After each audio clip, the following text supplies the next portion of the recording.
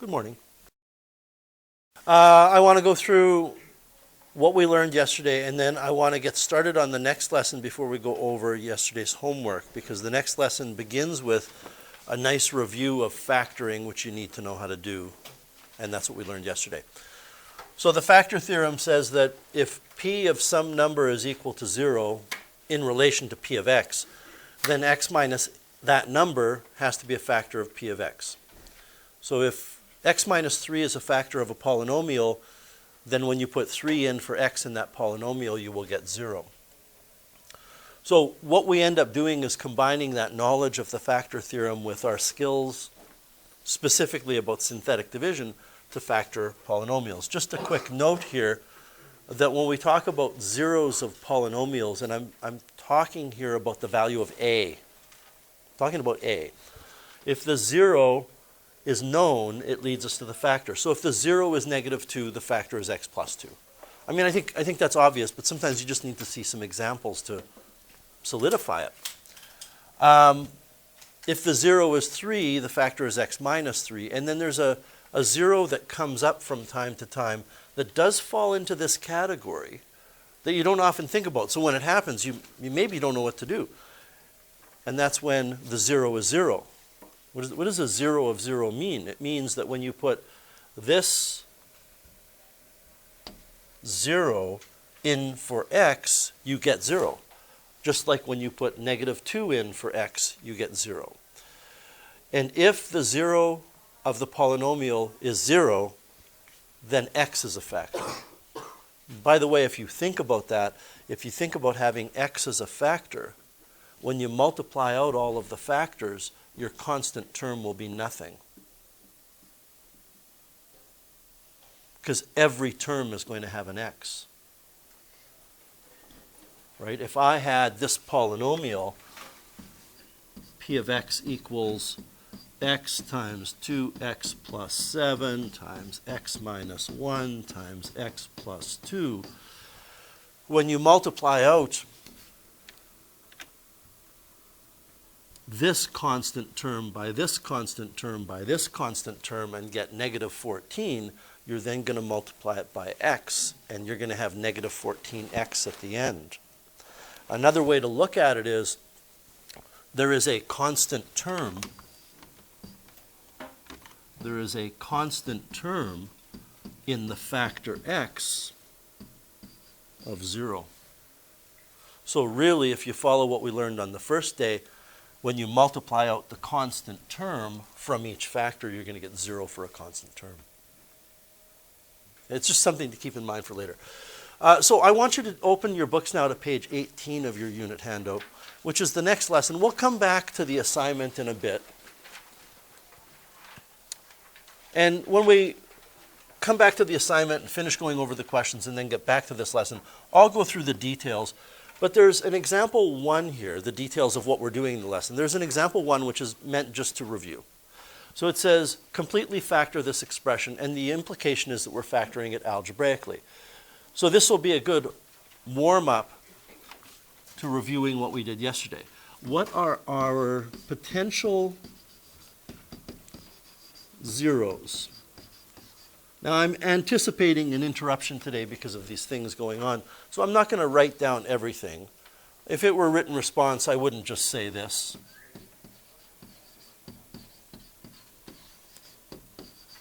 I would say plus or minus 1, plus or minus 2, plus or minus 4, etc. But we know those are factors of 40. I know in the polynomial it says minus 40, but the distinction between factors of negative 40 and factors of 40 is not a distinction worth worrying about. They're factors of the number 40. So again, if this is written response, we're going to kind of cheat behind the scenes here. Normally what the plan is to pick a number that's a factor of 40. You're probably not going to start with 40 or 20 or 8. You're going to probably start with 1 or negative 1. And you would put 1 in for x, and if you get 0, you've found a 0. If you don't, you might put negative 1 in. But the economical use of our time, even on an exam, is to use our graphing calculator without telling anybody that we are. Meaning if it is a written response on a diploma exam, you don't say this is how I did it. because it's supposed to be written.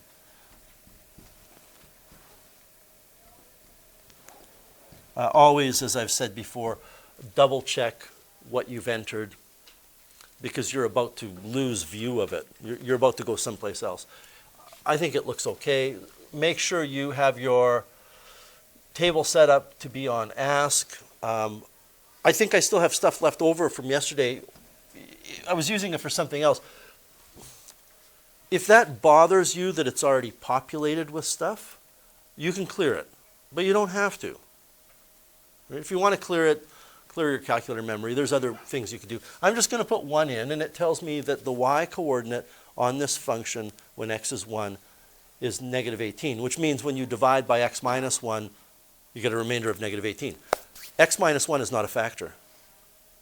1 is not a 0, so we try negative 1. Oh, we get that. Okay. So we get 0. What does that mean? It means that you write,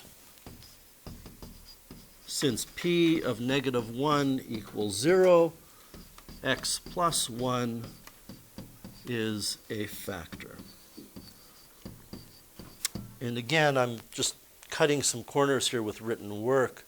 If this were a written response, and I've seen, as I said, a written response that had a degree 5 polynomial that said factor algebraically, you would need to write down p of negative 1 equals 2 times negative 1 to the 4 minus 15 times negative 1 to the 3, all the way down the line, and then write equals 0. Okay? But now we know x plus 1 is a factor, and we can perform the synthetic division. We're going to divide 2x to the 4 minus 15x cubed plus 29x squared plus 6x minus 40 by x plus 1. So we put the 0 or the value of a here. And again, there's an internal system that's set up to check to see whether you got the right factor or whether it is a factor, because we know when we divide we should get a remainder of 0. So you perform the synthetic division. We still have to set this up by bringing the 2 down. You're going to multiply, add, etc.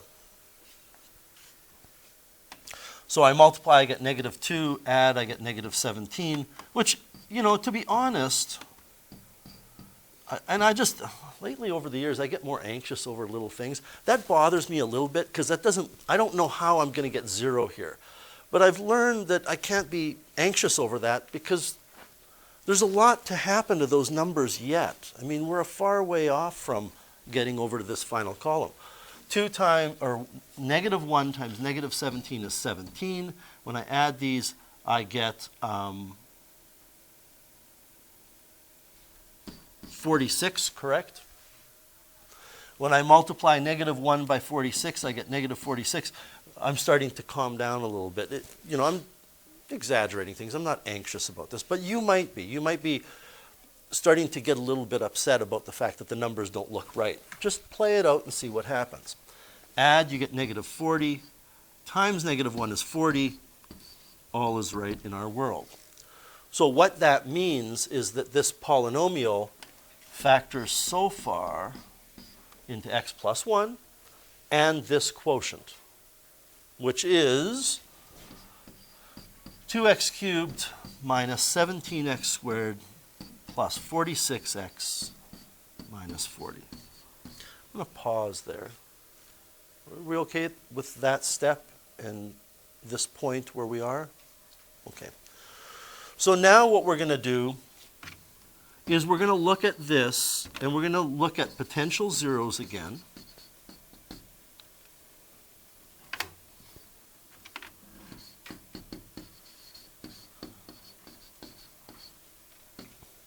Which will be factors of 40.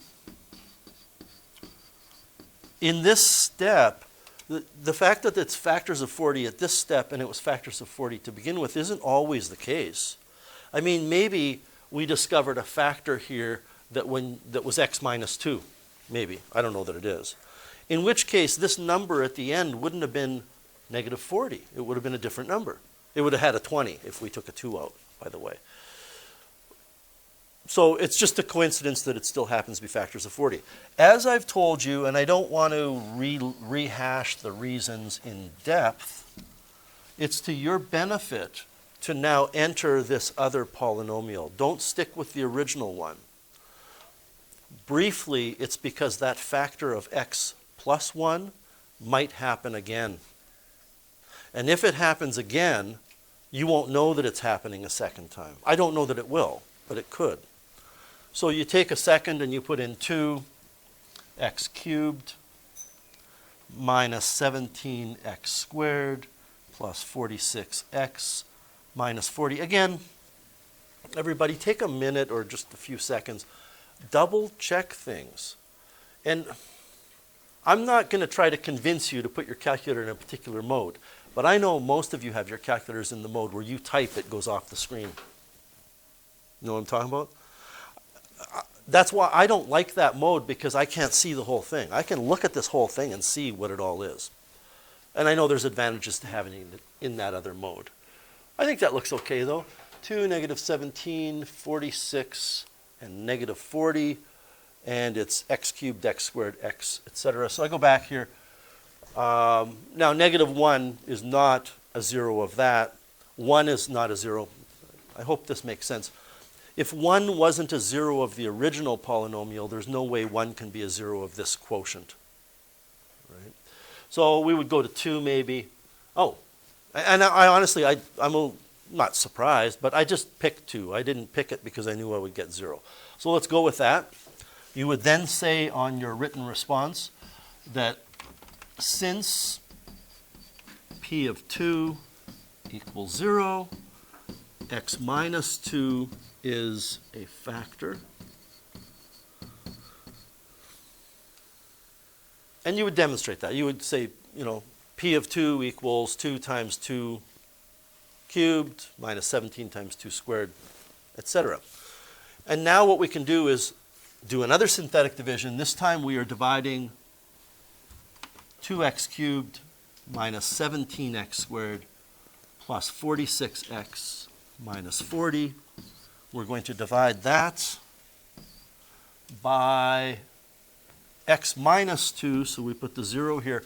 Now, I'm sure you remember yesterday I made a mistake in terms of calling things factors that they weren't. I think we had a 2 here, and in my explanation I said x plus 2. Just be very careful that you have that straight. If 2 is the 0, the factor is x minus 2. So we perform synthetic division. Again, we'd better get a 0 here. I'm sorry, let me move this out of the way.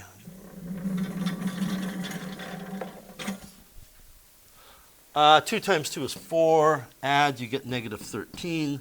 2 times 13 is, 2 times negative 13 is negative 26. Add, I get 20.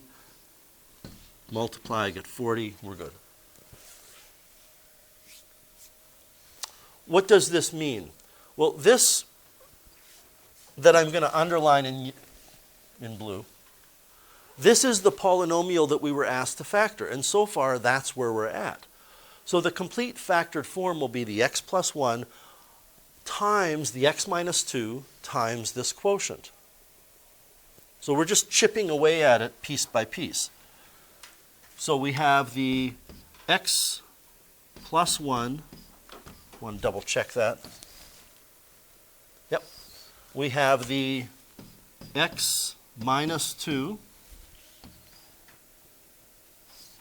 And we have 2x squared minus 13x plus 20. And now we're in grade 10, really.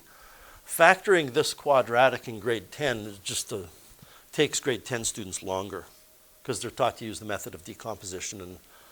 And even if they use trial and error, their brains are just not as ready for this as yours are.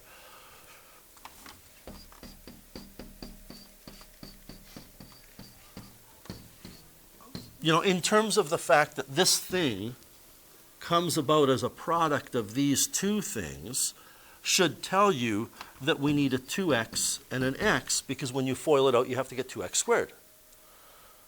And then we need, for the numerical parts of those two binomial factors. We need numbers that multiply to give 20.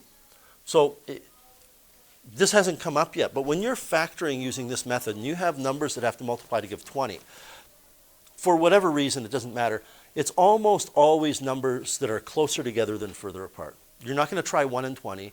You're not going to try 2 and 10. You're probably going to go with 4 and 5.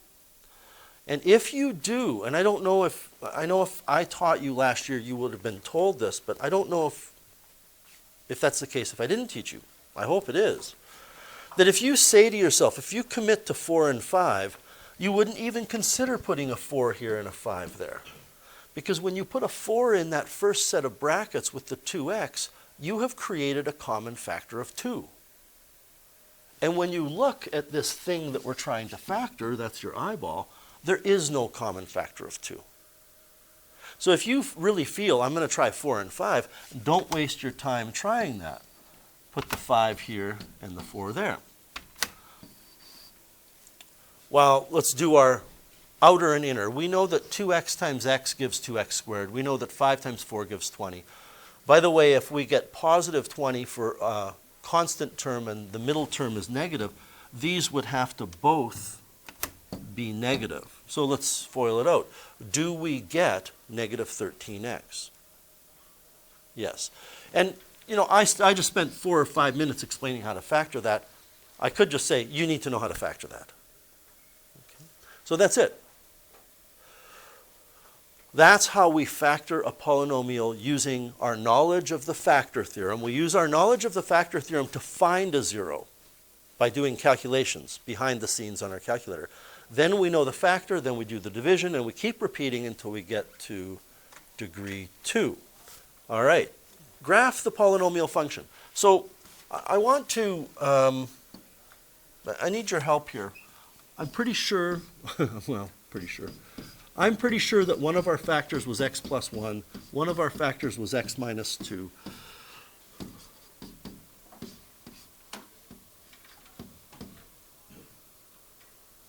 Oh, I got it right there.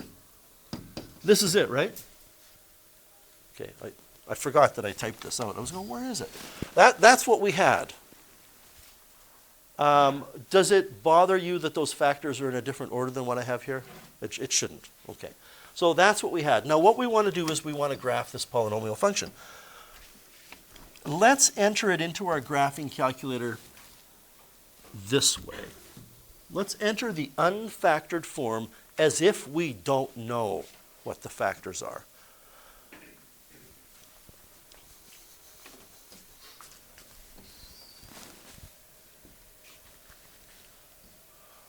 So we have 2x to the 4 minus 15x cubed plus 29x squared plus 6x minus 40. 2x to the 4 minus 15x cubed plus 29x squared plus 6x minus 40. And we're going to do the old zoom standard thing, which is, it's not going to give us a really good picture, but it's a starting point. So that's zoom 6, or you can scroll down and choose it.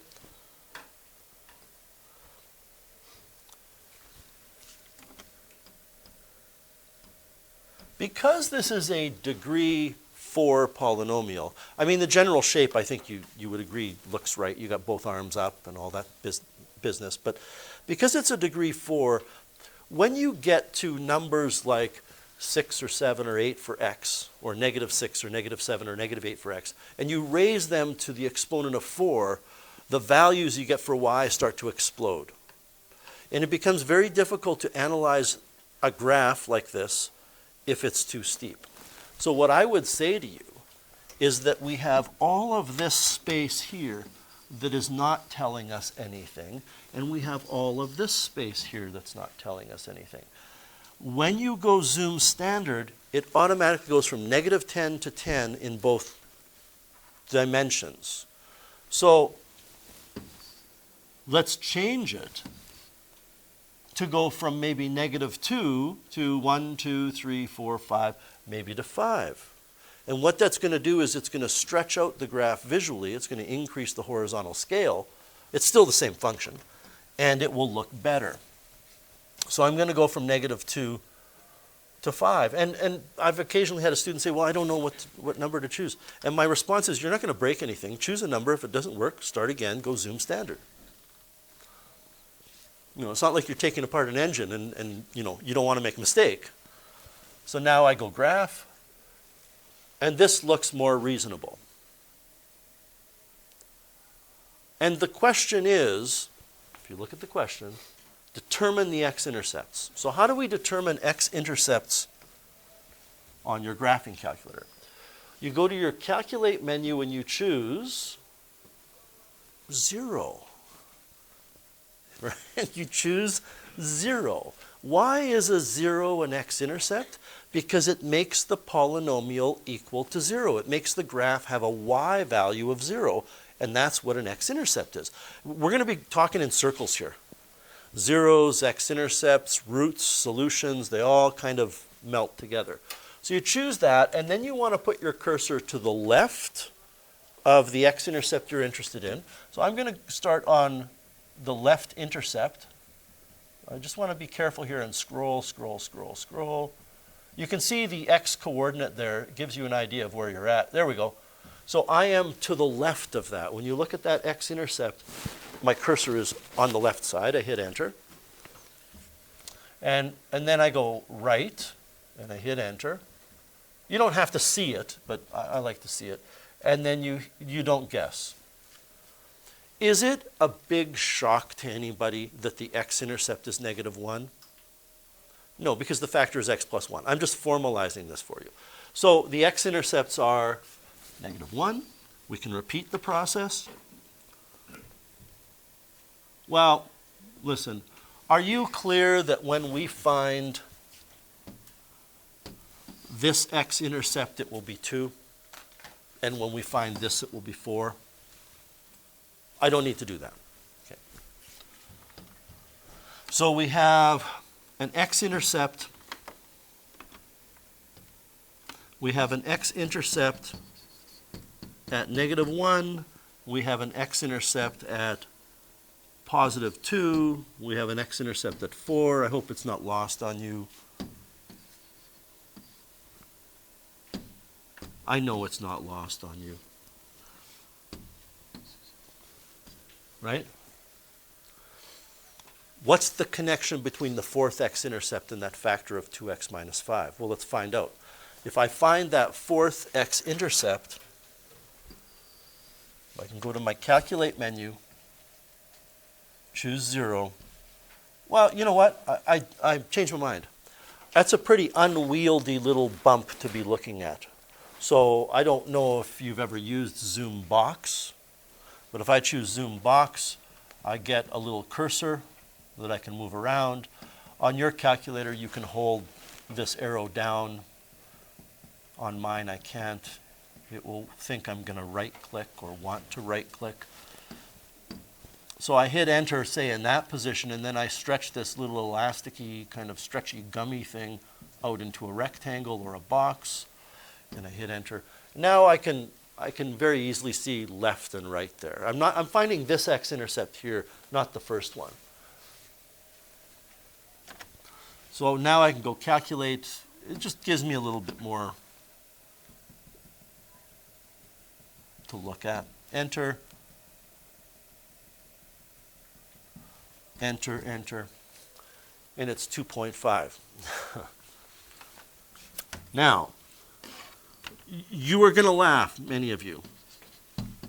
But sometimes students come up with weird ideas and they make connections that are not true.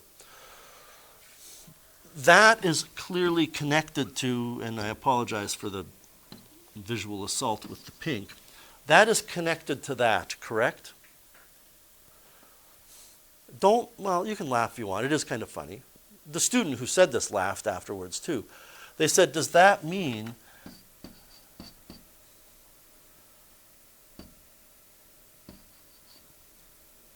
that if that's the factor, the x-intercept is 3.4? No, it doesn't. That's not what's going on here, okay?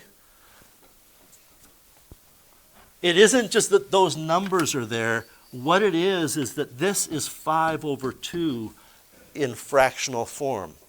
And if you stop and think about what you do to the x minus 4 to get x equals 4, you solve that equation. We don't write it down, right? We just say, well, what value of x makes it 0? And the answer is 4, because when you add 4 to both sides, you get x equals 4. If I take x minus 2 and set it equal to 0, I don't know why I'm putting brackets, it doesn't matter, and I solve that equation, I get x equals 2. I get the 0, which is the x-intercept, which is the value of a. And if I do the same thing with x minus 4, or x plus 1, I get that negative 1, right? Okay, so what's happening here is when you take 2x minus 5 and set it equal to 0, you add 5 to both sides and get 2x equals 5, and then you solve it for x by dividing by 2. So this factor is not a factor that falls into what we've called the factor theorem with x minus a. But there's still a relationship between it and the 0. It's just that the 0 is going to be a decimal. What do we notice? I mean,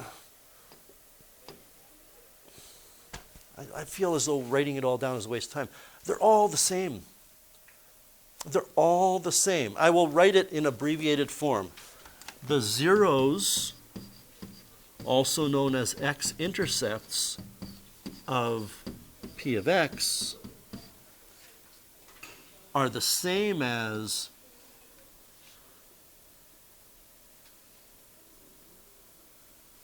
the zeros of the factors.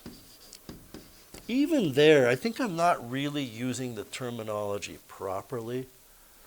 When we talk about factors, we tend to use the word 0. When we talk about graphs, we tend to use the word x-intercepts. But you see how they're the same thing. So I can get away with calling it a 0 of a graph, or a 0 of a polynomial, or a 0 of a factor. They're all the same. What does this tell you? It gives you and we're not explaining this. I don't think we need to. If you want to, no, I'm going to save that for tomorrow. I'm going to show you in terms of an equation how the solutions to an equation, I'll do this tomorrow, are the same as the x-intercepts of the graph. We don't need to explain it today. What this gives us is an incredible valuable tool, an incredibly valuable tool that allows us to factor things if nobody cares how we do it.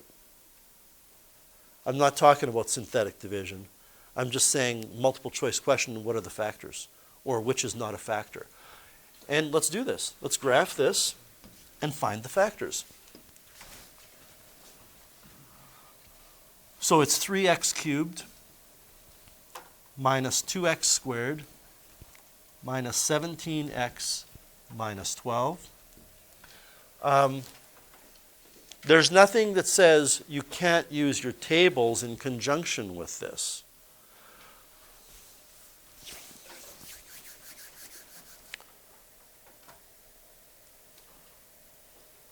For every polynomial you are expected to factor, there will be at least one x minus a factor. Okay, at least one. And you will never have more than two that are not. In other words, that like 2x minus 5, you can't have three of those types of factors. You will never be given anything in Math 30 with three of those types of factors. So what we can do here, putting everything together, is we can maybe go to our table. I'm going to start at 0 and go up by 1. I'm going to auto-generate a table that has a values and see if I can find two zeros. So I go to my table. I know there's not going to be three zeros because the leading coefficient is 3. One of these factors has to have a 3x in it. I can see that 3 is a 0 and negative 1 is a 0. Okay, let's take a look at the graph though. And then I'll get back to the table thing. So we'll try zoom 6, which is zoom standard, I think. Oh, there's a lot of wasted space there, isn't there? So I'm going to go from negative 2.5 to 4.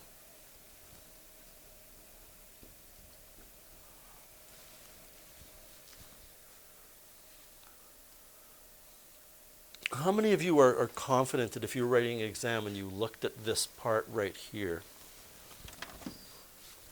you looked at this, that it's 3? You probably wouldn't even go to calc and 0 and do that. Okay, so if that's 3, there's a factor of x minus 3. You might not be as confident with what's going on over here, but zoom box will help us out. This is one of the few instances where knowing that in your window settings for scale it has 1, which means it's going to put a tick every 1. You'll be able to see where negative 1 is. There's negative 1. So negative 1 is a 0. This is negative 1. What does that mean? It means that x plus 1 is a factor. Now we have to find that other one.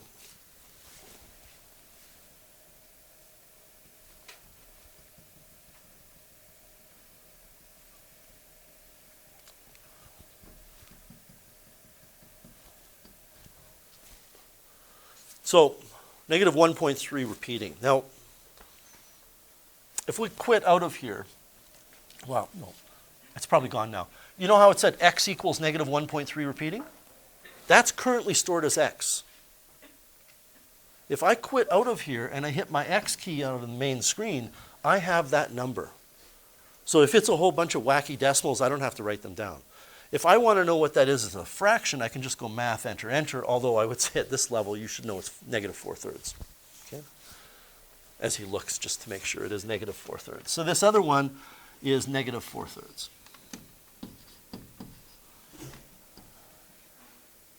Which means the factor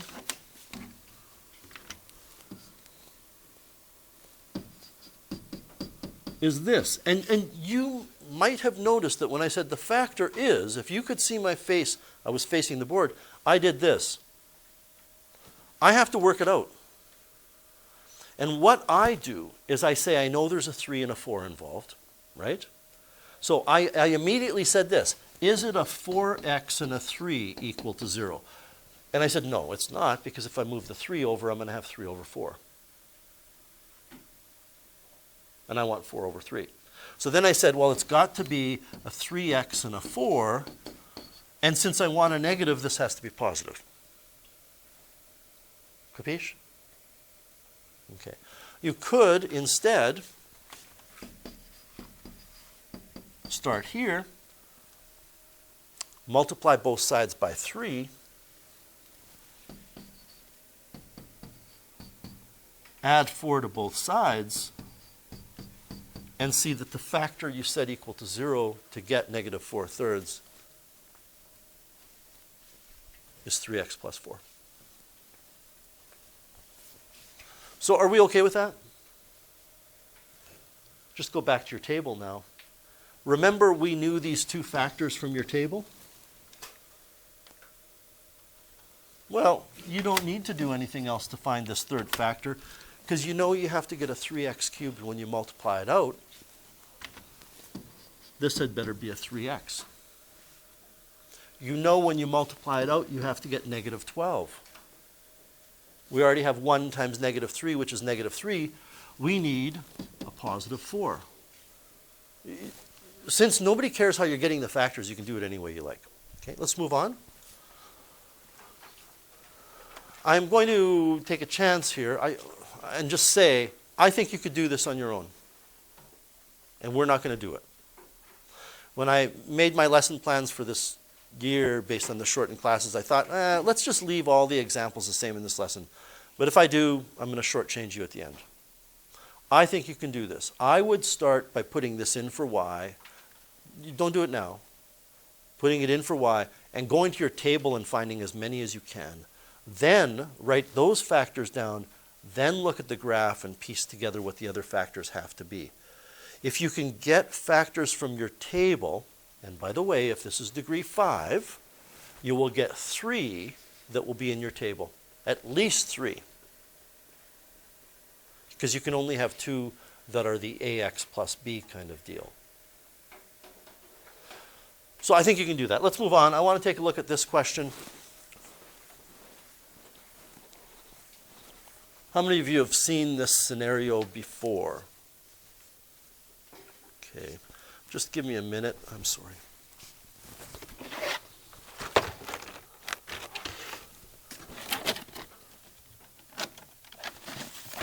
I should have had this out earlier.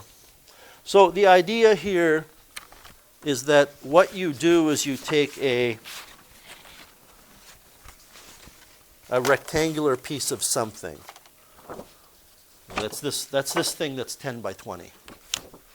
And you snip out of each corner a square. How many of you have not seen this before? Okay. You snip out a corner, a square corner from each square. So I could snip out of each corner this little tiny square, right? If I fold this stuff up now, I make a box. And I can just put a little piece of tape on each of these corners. Do you agree that's a box? I could put things in. I could fill it with sand. And I could put a certain amount of sand in there. But if I, instead of cutting out those little itty-bitty corners, I don't even know, they're probably lost, what if I cut out corners this big? From each corner of this rectangle, I'd be left with this. Are you with me? If I fold that up, I can create a box. It's a pretty weird looking box. It's very narrow and quite tall, but I could put stuff in it. I could fill it with sand. And I hope you would agree that the amount of sand that this box will hold is probably different than the amount of sand that this box will hold. If I had to guess, I would say this one holds more. But if I cut out squares this size, my box looks like this. And I hope you would agree. I know thinking of volume spatially in the human mind is difficult, but I think that this volume is greater than this volume. You know, and you can play around with it. There might be, well, I'll show you this. In reality, I don't know why they say you cut out the corners, because if you cut out the corners, you have to tape them, right? Normally how they make boxes is they don't cut it out, they just make one cut. So there's my squares, and then when you fold it up, you can tuck those flaps in and you can glue them. I mean, it's got nothing to do with the math. I'm just telling you, you ever get a job in a box factory, don't cut out the flaps. You need them, okay? But the important thing is there's a relationship here between the volume that you get and how big the square is that you cut out. So this is originally 10 centimeters tall and 20 centimeters wide. This box that we form has a height of x because if this distance is x and this distance is x, when I fold those up, that becomes the height of the box. Right? What are we asked to do here? Determine the polynomial function that describes the volume of the box in terms of x. When I say side length, I'm talking about the length of the side of each square.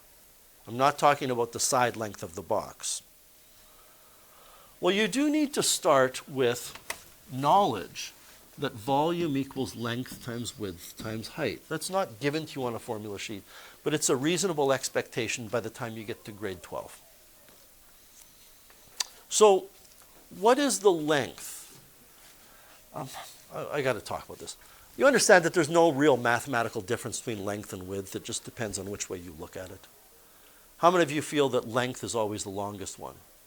That's how I was taught. And then somebody said to me, yeah, but when you buy a TV, they give this dimension as the width, and it's longer. So it doesn't matter, okay? It really doesn't. I'm going to call the length this and the width that. So what is the volume? The volume as a function of x will be the length times the width times the height. What is this length equal to? Well, when you look at the original piece of sheet metal, or whatever it is, it was 20 centimeters long, but you end up taking this piece and folding it up, and you take this piece and fold it up. So really,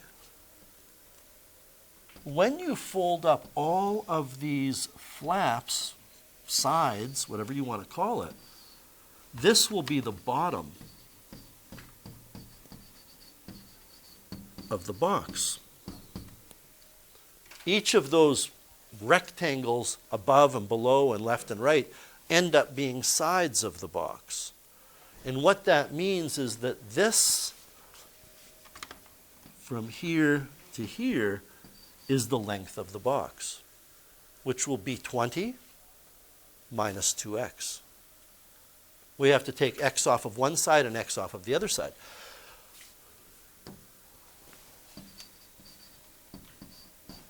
And this will be 10 minus 2x. And there is a polynomial function in factored form for the volume of the box as a function of x, the size of the cutout. If this were a multiple choice, most likely you would be asked to determine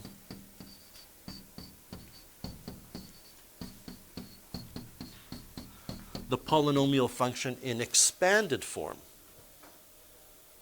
So I'm going to multiply these two together first by foiling.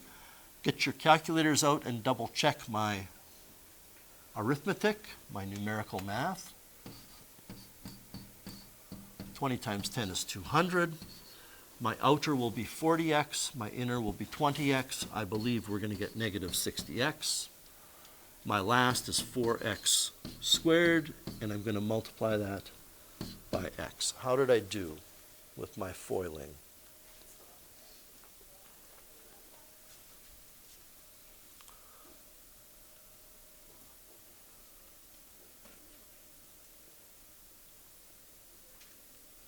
I think it's okay. So now we have to multiply everything by x. This is your polynomial function, 200x minus 60x squared plus 4x cubed. You do not have to rewrite it in descending order of degree.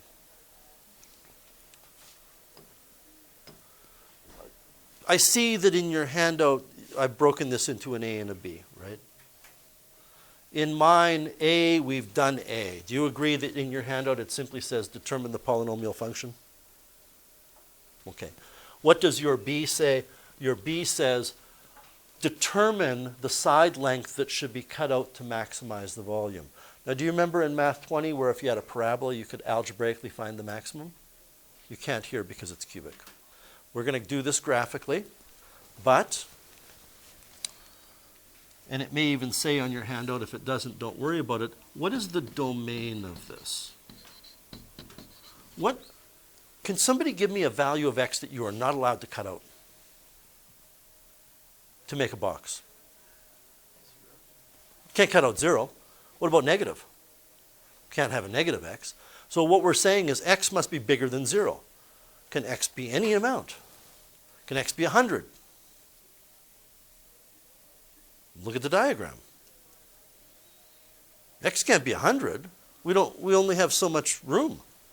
What is the limit that you can't go past for x?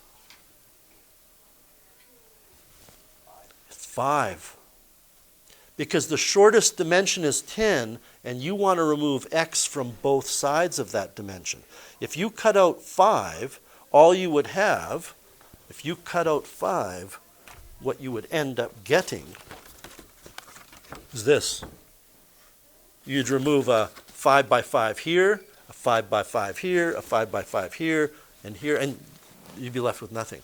So what we're saying is, and this is important for solving the question, this is the domain, which means we're going to set that as our window settings.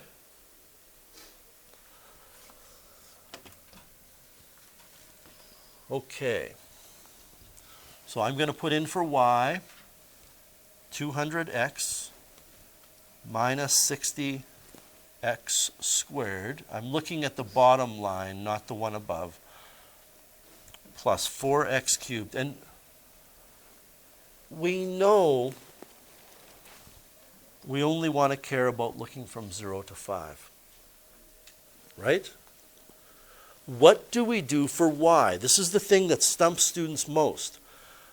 The answer is go to your table to find out. Set your table up so you can explore from x equals 0 to 5 so you can see what y is in that domain. And that will give us an idea of what we can do for our window settings vertically. So if I just go table set and I start at 0 and go up by 0.5, you can go up by 1 if you like, and I look in my table, I can see that I don't get any volume at 0, which makes sense. Cut out 0, what do you have for volume? Well, nothing. Cut out 5, what do you have for volume? Nothing, which is why it's going to be 0 there. But in between, I can see it's going up to around 200. Would you agree? We're not building a nuclear reactor here. It's about 200. It doesn't have to be perfect. So and maybe I should point out it's not above 200, is it? I mean, maybe we're missing something. So maybe in your window settings for y, you want to go from 0 to 220. I don't know. Again, you can always change it. Now we can find the maximum and answer the question. So we go to our calculate menu, choose maximum. You did this last year with parabolas. Choose maximum. Put your cursor to the left of the maximum point. Hit enter. Put it to the right. Hit enter. Hit enter. So what is this information? I guess we can call it a vertex. I don't even know if it is technically a vertex. What is this telling you? It's telling you that to get the maximum volume,